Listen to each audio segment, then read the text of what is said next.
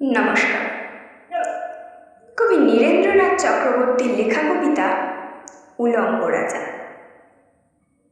সবাই দেখছে যে রাজা উলঙ্গ, তবু সবাই হাততালি দিচ্ছে, সবাই চেঁচিয়ে বলছে সাবাস সাবাস।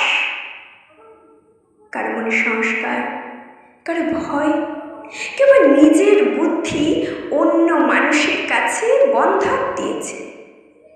কেউ পড়ান্ন খোঁজে, কেউ কৃপা প্রার্থী, উমেদার প্রবঞ্চক, কেউ ভাবছে রাজবস্ত্র সত্যি অতীব সূক্ষ্ম, চোখে পড়ছে না যদিও তবু আছে, অন্তত থাকাটা কিছু অসম্ভব নয়। গল্পটা সবাই জানে, কিন্তু সে গল্পের ভিতরে শুধু প্রশস্তি বাক্য উচ্চারক, কিছু আপাদমস্তক ভীতু, ফন্দিবাজ অথবা নির্বোধ স্থাপক ছিল না। একটি শিশুও ছিল, সত্যবাদী, সরল, সাহসী একটি শিশু। নেমেছে গল্পের রাজা বাস্তবের প্রকাশ্য রাস্তায়, আবার হাততালি উঠছে মুহুর্মুহু, জমে উঠছে স্থাপক বৃন্দের ভিড়। কিন্তু সেই শিশুটিকে আমি ভিড়ের ভিতরে আজ কোথাও দেখছি না। শিশুটি কোথায় গেল?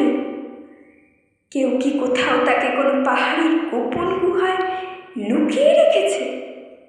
নাকি সে পাথর, ঘাস, মাটি নিয়ে খেলতে খেলতে ঘুমিয়ে পড়েছে কোনো দূর নির্জন নদীর ধারে, কিংবা কোনো প্রান্তরের গাছের ছায়ায়? যাও, তাকে যেমন করেই হোক খুঁজে আনো। সে একবার এই উলঙ্গ রাজার সামনে নির্ভয় দাঁড়া। সে একবার এই হাততালির ঊর্ধ্বে গলা তুলে জিজ্ঞাসা করুক, রাজা